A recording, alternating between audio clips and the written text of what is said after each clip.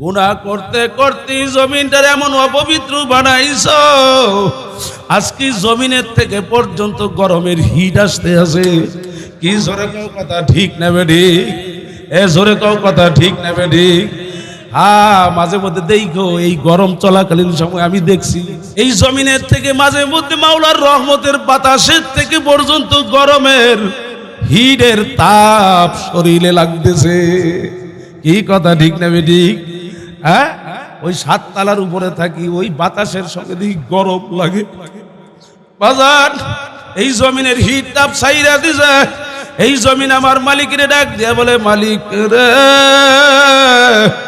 আপনি আমাকে হুকুম করেন, আমি এই নাফরমানকে ধসাইয়া দেই, এই নাফরমান জমিনে রাখবো না। আল্লাহ, আমার মালিক কি ঘোষণা শোনায়, আমার মালিক মাটিরে কি সান্ত্বনা দেয়, ভালো করে বুঝো। আমার মালিক তোমার, আমার মালিক এই মাটিকে জমিনকে ডাক দিয়ে বলে, জমিন তোমার যেমন মনে চায়, আমি মালিকেরও মনে চাই নাফরমান ধ্বংস কইরা দে। কিন্তু এই জোরে জমিন একটু পশ্চিম দিকে তাকাইয়া দেখ দেখ দেখ, ওই মদিনার মাটিতে সবুজ গম্বুজ রেডিছে, আমার বন্ধু শুয়ে রইছে। আমার বন্ধুকে জমিনের মধ্যে রাইখা আমি তার উম্মতকে এত বড় অপমান করতে পারি না। বেটাগিরি কার উসিলায়? নবীর আল্লাহর বন্ধুর উসিলায়। কি জোরে কও কথা ঠিক নেবে ঠিক। আখেরাতে ওই মানুষগুলা সবচেয়ে বড় অসহায় হয় যাদের নেক থাকে। এই এদিকে কিন্তু মহিলা এবং বাচ্চাদের আওয়াজ আসতেছে, এগুলো খুব খেয়াল রাখে। ব্যাড সাউন্ড কানে আসলে আলোচনা করা যায়। গরমের দিন, এমনি মানুষ অসুস্থ, গলাও আমার অসুস্থ। এরপর 2-4টা কথা ভাঙ্গাচুর আলোচনা করব। আজকে আলোচনা করবেন যার মধুর কণ্ঠের জিকিরে চরমোনার মাঠ মুখরিত হয়, মাওলানা কারি আব্দুল মালিক ফয়জি সাহেব হুজুর দামাত বরকাতুহুম। আমার বড় ভাই, তিনি আসতেছেন। একই সঙ্গে ছিলাম আসরের পর থেকে, উনি আসতেছেন। উনি আসা পর্যন্ত আমার আলোচনা খুব মনোযোগ সহকারে শুনবেন। রাজি আছেন ইনশাআল্লাহ? আমি আপনাদের সামনে কোরআনুল কারীমের থেকে অসংখ্য আয়াতে কারিমা থেকে ছোট্ট আয়াতের টুকরা, কয়েক টুকরা পেশ করছি। আল্লাহ রাব্বুল আলামিন হাসরের ময়দান যখন কায়েম হবে, ওই হাসরের কঠিন মুসিবতের দিনে, যেই দিনটা কেউ কারো হবে না, যেই দিনটা বলেন কেউ কারো মুখস্থ করে, কেউ কারো পরিচয় দিবে না। মা তার সন্তানের পরিচয় দিবে না, সন্তান তার বাবা মার পরিচয় দিবে না, স্বামী তার স্ত্রীর পরিচয় দিবে না, স্ত্রী তার স্বামীর পরিচয় দিবে। যেই দিনটা হবে খুব মুসিবতের দিন, যেই সূর্যটা আপনি এবং আমি আজকে দেখতেছি মাথার উপরে 9,30,00,000 মাইল উপর থেকে তাপ দেয়। এই সূর্যটা ওই দিন মানুষের মাথার 1 হাত বা 1.25 হাত উপরে আল্লাহ উপর করে ছেড়ে দেবে। সূর্যের গরমে হাদিসের মধ্যে আসছে, নবী মুহাম্মদ রাসূলুল্লাহ সাল্লাল্লাহু আলাইহি ওয়াসাল্লাম বলছেন, তামাম হাসরের মাঠটা সূর্যের তাপে জমিন পুড়ে লাল, গরুর লাল চামড়ার মতো লাল হয়ে, মানুষগুলা মাথা চারাটা টাস পেটে মগজ বাইয়া উতলাইয়া পড়ে যাবে। শরীরের ঘাম এমন ভাবে পড়তে থাকবে, পড়তে পড়তে কারো হাঁটু পর্যন্ত ঘামের পানি সাগর হয়ে যাবে, কারো বুক পর্যন্ত, কারো সিনা পর্যন্ত, কারো নাক পর্যন্ত, থোতা পর্যন্ত, কারো কপাল পর্যন্ত। কেউ বা ওই হাসরের ওই কঠিন মুসিবতের দিনে ওই সমুদ্রের মধ্যে মানুষগুলা হাবুডুবু খাইত। ওই কঠিন মুসিবতের দিন আল্লাহ একদল মানুষকে ডাকবেন। কয় দল মানুষ? আরো আস্তে কর। কয় দল? একদল মানুষকে আল্লাহ ডাকবেন। ওই দলের অন্তর্ভুক্ত যেন আমরা হইতে পারি, আল্লাহ কবুল করেন, বলেন আমিন। যেই দিনটা আরশের ছায়া ছাড়া আর কোনো ছায়া থাকবে না। কোন দল? ইয়া আইয়াতুহান নাফসুল মুতমাইন্নাহ, হে নফসে মুতমাইন্নার দলেরা, কে কোথায় আছে? ইরজিই ইলা রাব্বিকি রাদিয়াতাম মারদিয়াহ, এমন ভাবে তোমরা আমার কাছে ফিরে আসছো, আমি আল্লাহ তোমাদের উপর রাজি আর খুশি হয়ে গেছি। তোমরাও আমি আল্লাহর উপর রাজি খুশি হয়ে আসো। ফাদখুলি ফি ইবাদি, আমার বান্দা বান্দীদের কাতারে তোমরা শামিল হয়ে যাও, দাঁড়ায়া যাও, ঢুকে যাও। আল্লাহ ঘোষণা করবেন, হুকুম করবেন, ওয়াদখুলি জান্নাতি, তোমরা জান্নাতে প্রবেশ করো। বলেন সুবহানাল্লাহ। নফসে মুতমাইন্না কাকে বলে? নফস তিন প্রকার, বলেন কয় প্রকার? এক নাম্বার নফসে আম্মারা, নফসে, দ্বিতীয়টা হলো নফসে লাওয়ামা, তিন নাম্বার হলো নফসে মুতমাইন্না। সহজে বাংলায় বলতেছি, বুঝেন। নফসে আম্মারা হলো, কাকে বলে? নফসে আম্মারা শুধু খারাপ কাজের দিকে, গুনাহের কাজের দিকে ঝোঁক। গুনার কাজ করলে ওই নফসটা আরাম পায়। এরকম একদল মানুষ আছে না, শুধু গুনার কাজ করলেই শান্তি পায়, নেকের কাজ মোটে করতে চায় না, আছে না নাই?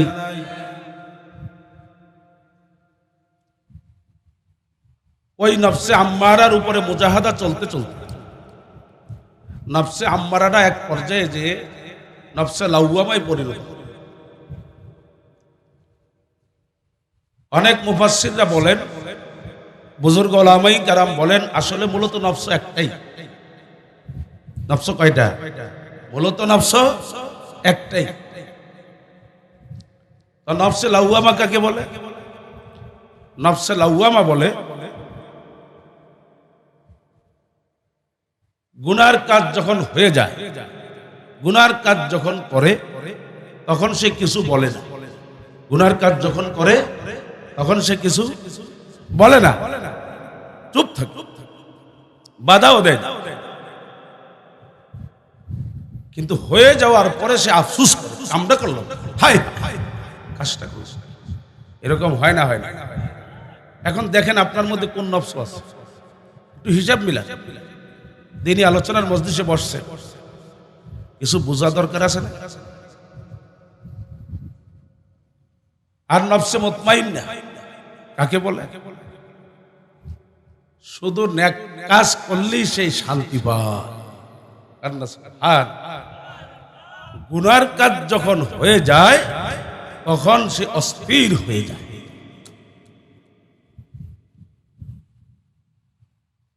মূলত নফস একটাই, নফসটা পরিবর্তন হয়, নফসটা পরিবর্তন হয়। কিন্তু পরিবর্তন হতে হতে যদি নফসটা যদি নফসের মুতমাইন্নায় পরিণত হয়ে যায়, শান্তি আর শান্তি। যারা বলেন সুবহানাল্লাহ। কিছু আল্লাহর বান্দাদেরকে দেখবেন, নেক কাজ করলে এত শান্তি পায়, গুনার কাজ হয়ে গেলে সে অস্থির হয়ে যায়, আর সে ঠিক থাকতে পারে। আছে না নাই? আল্লাহর হাবিব সরকারে দো আলম নবী মুহাম্মদ রাসূলুল্লাহ সাল্লাল্লাহু আলাইহি ওয়াসাল্লাম মসজিদে রওনা করলেন। পথিমধ্যে আম্মাজান আয়েশা রাদিয়াল্লাহু তাআলা আনহা তার সঙ্গে সাক্ষাৎ হয়েছে। সাক্ষাৎ হওয়ার পরে আল্লাহর হাবিবকে তো আম্মাজান আয়েশা কোনোদিন কোনো সময় আগে সালাম দিতে পারে নাই। কান্না সুবহান। একদিন মনস্থ করলেন যে আজকে আল্লাহর হাবিবকে সালাম দেওয়ার কোনো সুযোগ দেব না, প্রস্তুতি নিয়ে বসে আছে। সেদিনও ফেল করেছে। কান্না সুবহান। আমরা তো বিবিরে সালাম দিতে চাই না, বউরে আবার সালাম দেয় কিভাবে? শরম শরম লাগে না, কথা কয় না? এই জন্যই তো ঘরে শান্তি নাই। সালামের মধ্যেই তো শান্তি, কথা কয় না? আজকের থেকে বিবি সাহেবরে সালাম দিবেন, নিয়ত করতে পারেন? কেটা কেটা পারে না? তুমি সোজা করেন, যাই বিয়া করছেন না হয় নিয়ত করেন বিয়া করে দিন, সোজা করেন। আল্লাহ আপনি কবুল। আমিন কই হাত নাম। এই এদিকে স্যার, বিবি সাহেবরে সালাম দেবেন, সালামে শান্তি প্রতিষ্ঠিত হয়, কথা ঠিক না বেঠিক? আম্মাজান আয়েশা রাদিয়াল্লাহু তাআলা আনহাকে আল্লাহর রাসূল সালাম দিলেন। সালামের পরে বিবি হিসাবে তো স্বামীকে জিজ্ঞেস করতেই পারে, ইয়া রাসূলুল্লাহ আপনি কোথায় যাইতেছেন? ভালো করে বোঝেন মুসলমান, নফসে মুতমাইন্না কাকে বলে? স্ত্রী জিজ্ঞেস করে স্বামীকে কোথায় যান? আল্লাহর নবী উত্তরে বললেন, তুমি কে? মান আনতা, তুমি কে? বলেন না সুবহানাল্লাহ। বিবিরে কি কয়? মান আনতা, তুমি কে? আম্মাজান আয়েশা সিদ্দিকা রাদিয়াল্লাহু তাআলা আনহা আল্লাহর হাবিবকে ডাক দিয়ে বলে, ইয়া রাসূলুল্লাহ আনা আয়েশা, আমি আপনার বিবি আয়েশা বলছি। আল্লাহর হাবিব আলাইহিস সালাতু ওয়াস সালাম ডাক দিয়ে বলতেছেন, মান আয়েশা? আয়েশা আবার কে? হে দুনিয়াদার পাগল আমার বাবারা, বাজান কিসের পাগল হইছো বাজান? ভালো করে বুঝো। আল্লাহর হাবিব আলাইহিস সালাতু ওয়াস সালাম ডাক দিয়ে বলে, আয়েশা নামের আমার বিবি আমি তো চিনি না।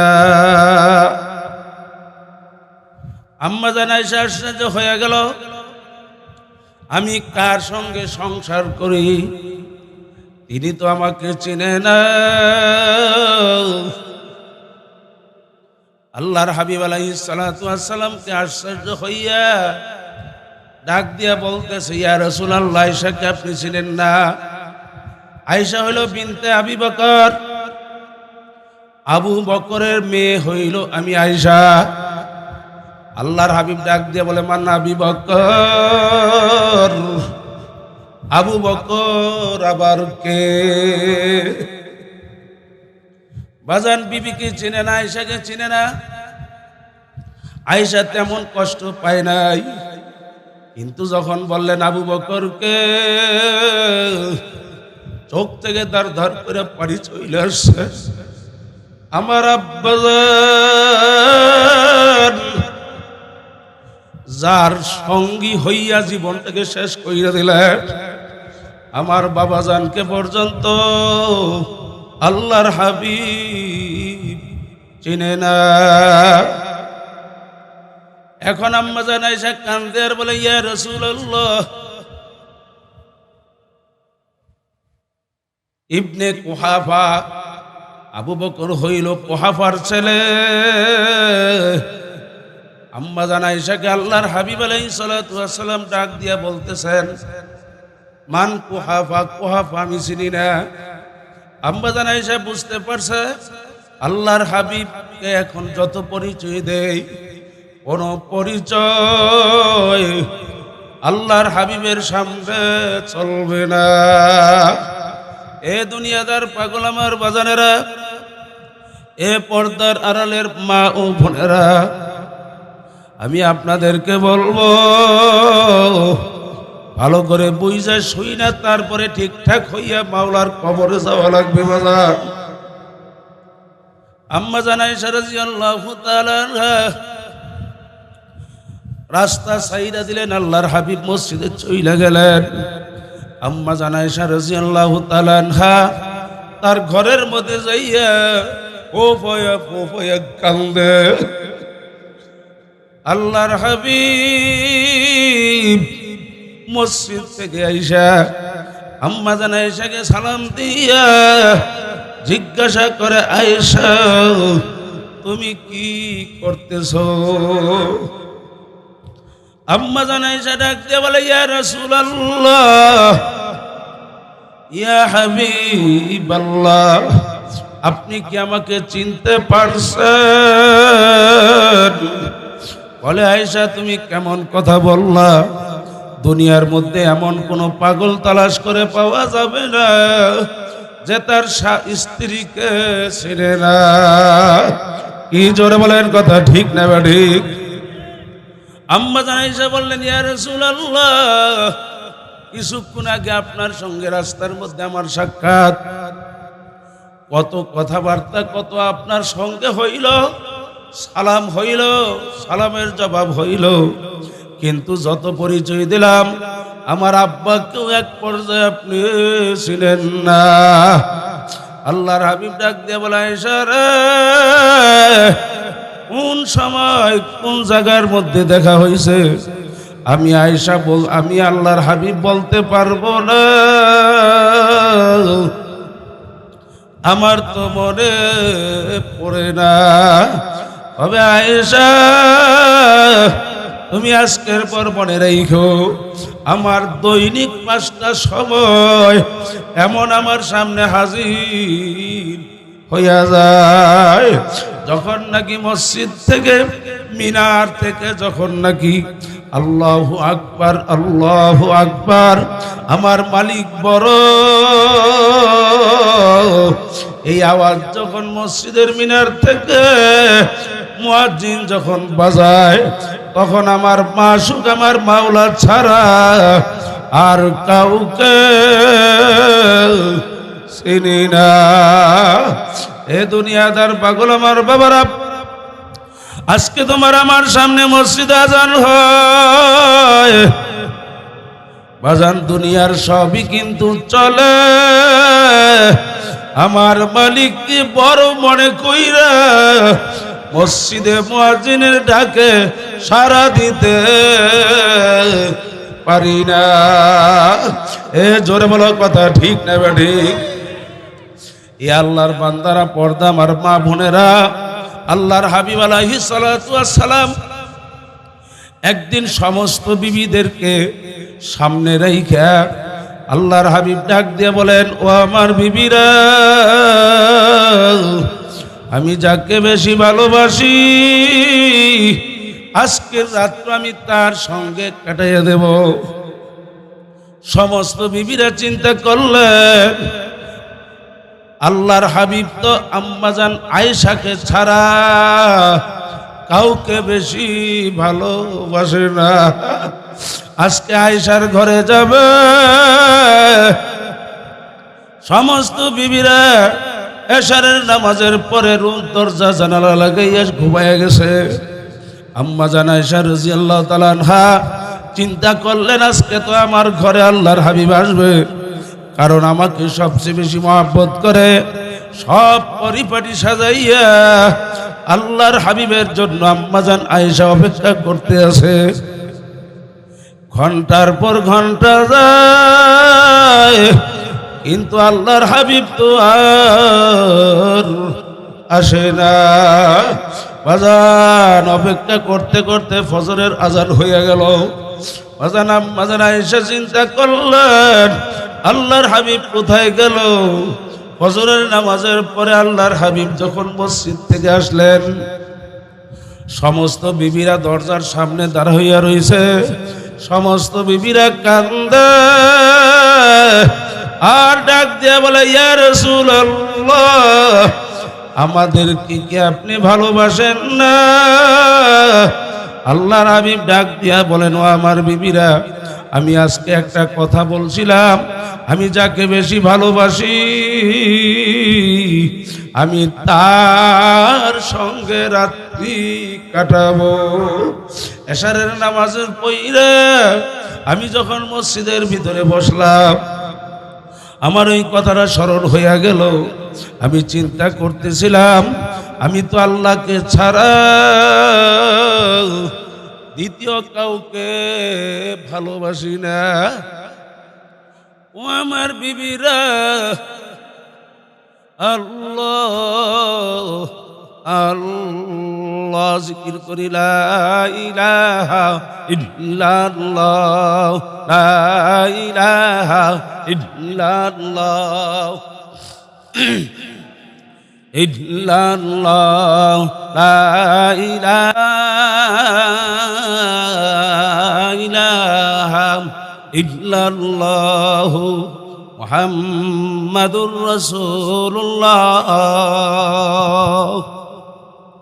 এ আল্লাহর বান্দারা, কবর যাত্রীরা, আল্লাহর হাবিব আলাইহিস সালাতু ওয়াস সালাম ডাক দিয়া বললেন, ও আমার বিবিরা,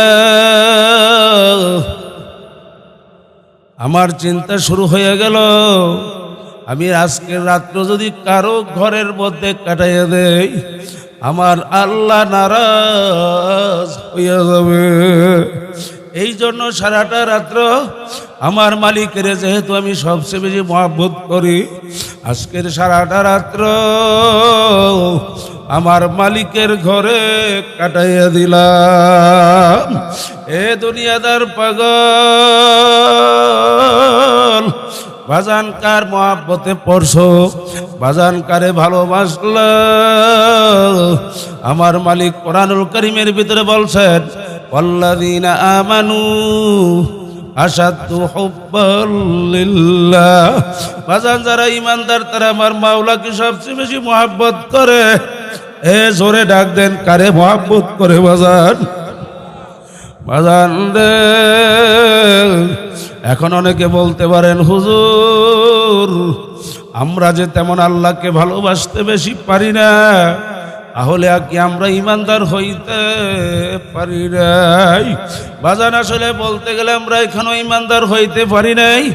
আমরা যদি প্রকৃত ইমানদার হইতে পারতাম, ঠিকই আল্লাহ রাব্বুল আলামিনকে সবচেয়ে বেশি মহাব্বত করতে পারতাম।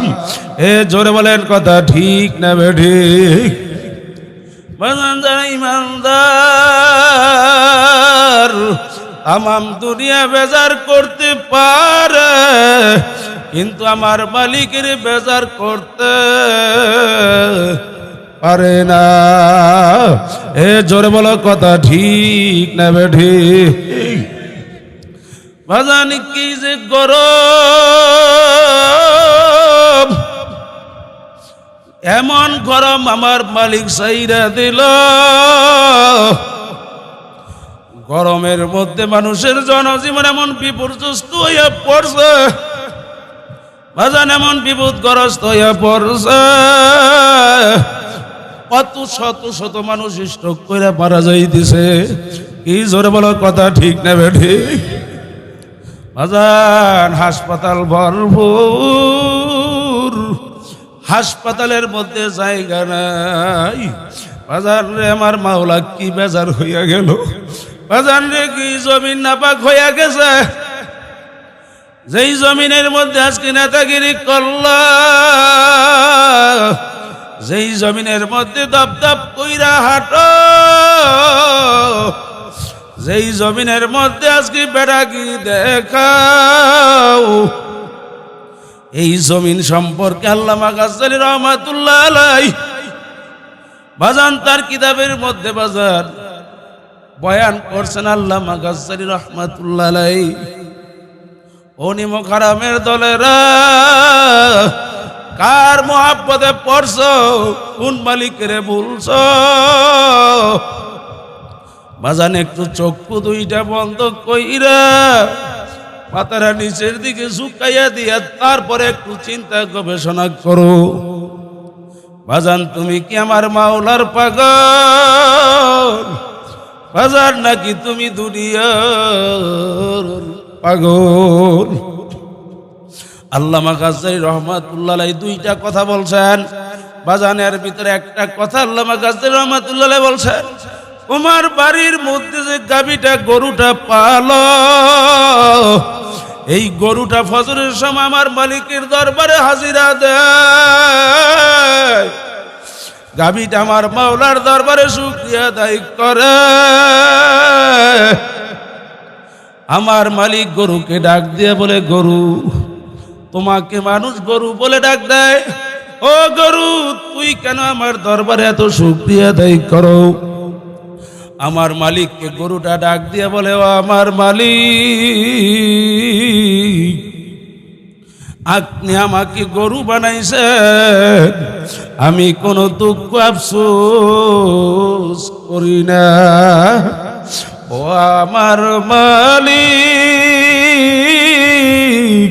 ও আমার আল্লাহ। আমার মালিকের ডাক দেয়া বলে, মালিক, আপনি আমার মধ্যে যে একটা নিয়ামত দান করছেন, এই নিয়ামতের নাম হইল দুধ। আপনার বান্দা বান্দি আমার দুধ পান করে, আমার দুধ পান কইরা একজন আর একজনের সঙ্গে আমার প্রশংসা করে। জাননি আমি না খাঁটি গরুর দুধ খাইছি। এই যে আমার মধ্যে একটা নিয়ামত দিছ, এই নিয়ামতের জন্য আমি তোমার শুকরিয়া আদায় সারি না। বলো না সুবহানাল্লাহ। বাজান একটা কুকুর আল্লামা গাজ্জালী রহমাতুল্লাহ আলাইহি বলছেন, একটা কুকুর বাজারের সময় আমার মালিকের দরবারে হাজিরা দেয়। আমার মালিকের ডাক দিয়ে বলে, মালিক তোমার দরবারে হাজির। তোমার মালিক ডাক দিয়ে বলে, ওরে কুকুর, আমি তোকে নিকৃষ্ট প্রাণী বানাইলাম, তোকে মানুষ কুকুর কুকুর কইলা ডাক দেয়, তুই কেন শুকরিয়া আদায় কর? এই কুকুরটা আমার মালিকের বলে, মাবুদ গো, আপনি আমাকে কুকুর বানাইছেন, কোনোদিন আমি না শুকরিয়া আফসোস করি না, কিন্তু আমার একটা নিয়ামত আপনি আমার মধ্যে দান করছেন, আমাকে তোমার বান্দা বান্দি যত্ন করে বাড়ি পাহারা দেওয়ার জন্য রাখে, আমাকে লালু কালু বইলা আমাকে বাড়ি পাহারা দেওয়ার জন্য রাখে। মালিক, এই সম্মান বোধ আমার তোমার বান্দা বান্দির মধ্যে আমার কুকুর সম্পর্কে দিয়া রাখলা, এই জন্য আমি কুকুর শুকরিয়া আদায় করি। বলো না সুবহানাল্লাহ। এ আল্লাহর বান্দারা, কবর যাত্রীরা, তোমার আমার বাড়ির আশেপাশে অনেকে বিভিন্ন এলাকার মধ্যে শুকুর পালে না, বলে না? এ জোরে ডাক দাও, পালে না বলে না? জোরে বলো, পালে না বলে না? একটা শুকুরের বাচ্চা পর্যন্ত ফজরের সময় আমার তোমার মালিকের ডাক দে, তখন আমার মালিক ডাক দিয়ে বলে, তুই তো আরো একেবারে নিকৃষ্ট, তোর শরীরের থেকে নাপাকের গন্ধ পাওয়া যায়, এরপরে শুকুর হইয়া তুই কেন শুকরিয়া আদায় করো? আল্লামা গাজ্জালী রহমাতুল্লাহ আলাইহি লেখছেন, আজান আমি আপনাদেরকে শোনায়া যাই। ওই শুকুরটা ডাক দিয়ে বলে, মাবুদ গো, আপনি আমাকে শুকুর বানাইছেন, কোনোদিন আফসোস করি না মালিক, কিন্তু আমি কেন আপনার দরবারে শুকরিয়া আদায় করি জানেন? আপনি আমাকে শুকুর বানাইছেন, বেন মাঝি যে বানাও নাই। কন্যা সুবহানাল্লাহ। এ দুনিয়াদার পাগল, ও বড় লোকের গোষ্ঠী, ও ক্ষমতা সম্পন্ন নেতার গোষ্ঠীরা, যত বড় নেতা হও না কেন, যত বড় টাকার মালিক ক্ষমতাশীল এসির মধ্যে ঘুমাও না কেন, ভালো করে যাই না রাইখো, তুমি যদি নামাজ না পড়ো,